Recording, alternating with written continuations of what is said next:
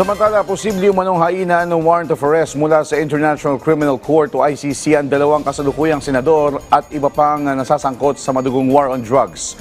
Kung matuloy na ang confirmation of charges ng dating Pangulong Rodrigo Duterte, ayon kay Drug War Victims Legal Counsel Attorney Nery Colmenares. Si Vel Custodio sa detalye.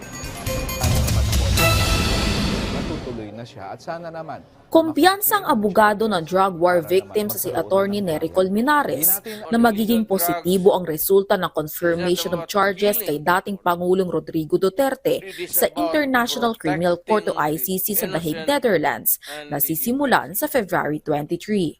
Ani Colmenares, kung talagang panatag si former President Duterte na inosente siya mula sa crime against humanity, ay dumalo na sana siya sa mga pagdinig ng pre-trial chamber nang matapos sa ito at makalaya na ang dating Pangulo. Kasunod ito ng mosyon ng dating Pangulo para i-postpone ang confirmation of charges na dapat ay isinagawa na noong September 23, 2025 dahil umano sa cognitive impairment in multiple domains na pinahintulutan naman ng ICC.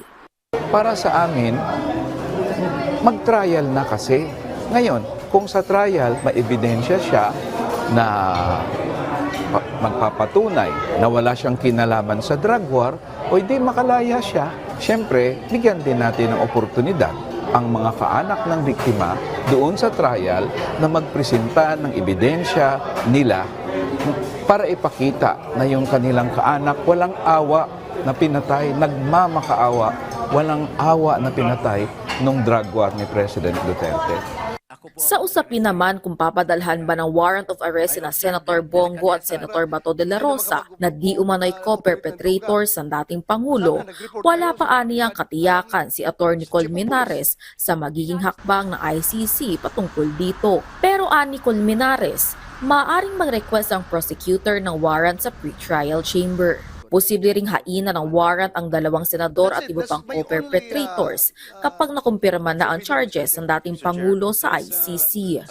Well, nailagay na sila ngayon doon sa DCC o sa document containing charges.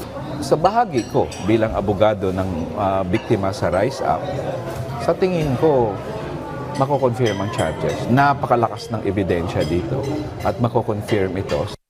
Inaasahang madedesisyon na ng confirmation of charges si former President Duterte sa Abril. Samantala, sagot naman abogado sa hiling ng ilan na palayain na lang si dating Pangulong Duterte dahil siya ay matanda at mahina na. Maraming nakakulong sa bilibid, matanda na, may sakit pa, tapos mahirap. Meron kami dating kliyente na nasa bilibid, may cancer. Humingi kami ng kung baka pwedeng i-hospital arrest na lang. Hindi talaga pumayag si President Duterte. Namatay lang yun sa kulungan. So, ganun talaga sa amin na hindi naman pwede siguro na kung mahirap ka, matanda ka, may sakit ka, hindi ka talaga papalayain. Pero pag mayaman ka, dati kang presidente, matanda ka, may sakit ka, papalayain ka.